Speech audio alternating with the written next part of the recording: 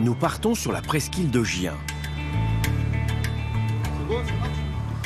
Préserver le patrimoine, c'est aussi le credo de Patrice Reich. Engagé sur tous les fronts, il se bat ici pour redonner vie à d'anciennes embarcations provençales. Derniers ajustements sur une réplique d'un bateau de la fin du 19e siècle. Une embarcation à voile latine qui, dès cet été, fera découvrir aux touristes la beauté du littoral et aussi les dangers qui le menacent. Sur la presqu'île de Gien, ils sont nombreux. Nous sommes ici sur l'un des rares doubles tombolos au monde.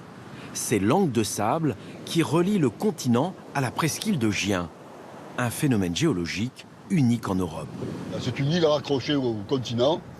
Il y a 4 km de bande de sable là. Donc c'est un territoire très fragile qui est aussi mis en danger par la nature puisque le niveau de la mer monte et la mer, c'est pas une piscine. Il y a des vagues, ça passe tout par-dessus.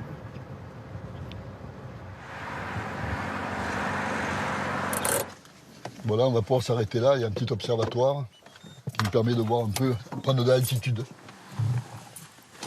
De la hauteur pour découvrir une lagune de plus de 500 hectares. Un ancien marais salant qui est aujourd'hui une réserve naturelle. Vous voyez, on est dans un site exceptionnel. Là. Il y a un observatoire qui a été construit, réalisé par une association de Gien. Parce qu'ici, quand même, c'est un endroit de migration pour les oiseaux. Il y a 250 espèces d'oiseaux qui viennent, bien sûr, en fonction de la salinité des différents bassins. Donc c'est très très riche. Et les plus réputés, bien sûr, dans le coin, sont les flamants roses. C'est un endroit assez magnifique, assez exceptionnel.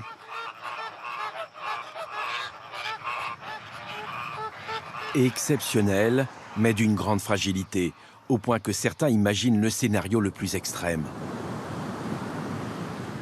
S'il n'y a plus de tombolo, Gien redevient une île, ce qui a été il y a 18 000 ans. C'est possible à votre avis aujourd'hui? Ah oui, puisque celui-ci est vraiment en péril. Dès les premiers beaux jours, la route est envahie. Jusqu'à 13 000 véhicules du matin au soir. Il faut dire que le site est très prisé, surtout pour le kitesurf. L'été, les conditions sont idéales pour la pratique des sports de glisse. Mais l'hiver, la plage de l'Almanar est menacée par les vagues qui viennent rogner le cordon dunaire. Dans la situation actuelle, il n'y a que 2 solutions. Ou on met des digues sous-marines, mais tout le long du tombolo, pour essayer de freiner le système, ou alors on prend tout à fait notre voie, on recule et on fait une voie qui ne serait utilisée que par les piétons et les vélos dans un site merveilleux. Les élus locaux préfèrent les digues sous-marines. En voici qui ont été mises en place dans une autre commune du Var, Aureilloles. L'objectif est de limiter l'érosion, mais l'expérimentation est loin de faire l'unanimité. Vous préférez quoi? Moi, franchement, j'en profite déjà d'hiver, je préfère la seconde solution. Ici, tout le monde pourrait profiter d'un endroit fantastique, dans le calme, dans un paysage magnifique. Un paysage qui n'a plus rien à voir avec celui de son enfance. Là, voilà, on est au-dessous du village et on s'aperçoit donc qu'on a donné beaucoup de permis de construire. Alors, c'est tous des immeubles, mais il ne faut pas se leurrer. C'est des immeubles touristiques, c'est-à-dire qu'il n'y a personne qui vit à l'année.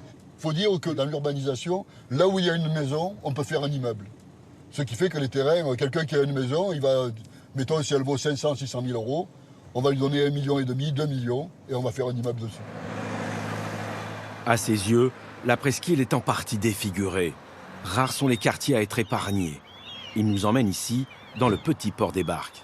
Voilà un des rares accès au littoral.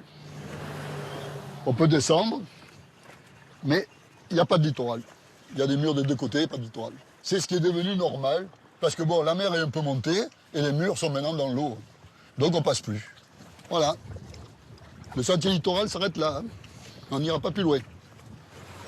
Ici, les baux indiquent des hangars à bateaux. Ce ne sont que des maisons et des chantiers en cours. Une fuite en avant que dénonce Jean-Pierre Girand, le maire de Hyères. Il y a eu une dérive incroyable. C'est comme en milieu agricole. Hein.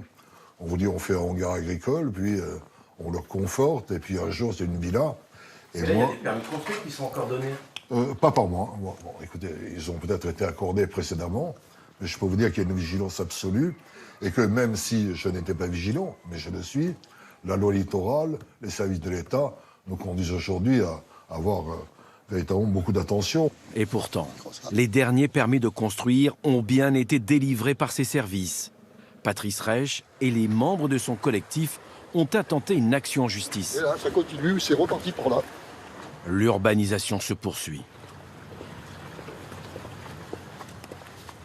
C'est quoi cette photo? C'est la presqu'île de Gien en 1958. Alors beaucoup de choses ont changé. La presqu'île de Gien était entièrement cultivée, de l'est à l'ouest, et il y avait très très peu d'habitations. Maintenant, tout ça s'est construit. La pinède de Tombouctou est entièrement construite, et là, tout ici, ce sont des lotissements privés. Et maintenant, ça s'accélère encore avec les derniers espaces au bord du littoral, comme ici, très très près du littoral. On s'aperçoit que les cabanons deviennent des véritables maisons, et elles se densifient. Sur le domaine public maritime, a priori, aucune nouvelle construction n'est possible. Le sentier littoral est pourtant interrompu un peu partout. Théoriquement, une bande de 3 mètres doit être respectée. À la place, il y a des terrasses. En étant enfant, on a tous joué là. Et là, c'est tout un quartier qui, petit à petit, nous est interdit. Qui se privatise, qui est interdit. Et ce qu'on ne comprend pas, c'est que les gens viennent s'installer parce que c'est beau. Et total, ils enlèvent la possibilité des gens de voir que c'est beau. C'est-à-dire que de la route, on ne voit plus rien. De là, on ne peut plus passer. C'est-à-dire que là, il y a 2 km de côtes qui sont privatisées complètement. Il y a des choses légales, des choses illégales, mais bon, actuellement, personne ne s'occupe de ça de manière continue, quoi. Voilà, donc il y a de moins en moins de place, jusqu'à ce qu'on arrive devant un mur infranchissable. Et nous, on croyait être protégés parce qu'on est site inscrit, site classé, grand site dans l'aire du parc national. On n'est pas plus protégé que les autres. Voilà. Et c'est ça qui nous met un peu en colère quand même. Il nous invite à nous rendre à la pointe ouest de la presqu'île. Dans un secteur classé, site protégé. Il est au cœur de la forêt littorale, avec au pied une crique sauvage. Et là, surprise, nous découvrons, grâce à cette image aérienne, un hameau avec des dizaines de cabanons et de maisons en dur. Difficile d'approcher. Le conservatoire du littoral est propriétaire des lieux et impossible pour ses responsables de démanteler la zone. Paradoxal quand on sait que la mairie d'Hyères a déposé une demande de classement de la presqu'île en grand site. Voilà ce que nous on appelle la folie, quoi. On a une île entourée d'eau et on ne peut plus l'approcher. Et on donne des autorisations de construction dans des endroits qui semblent impossibles.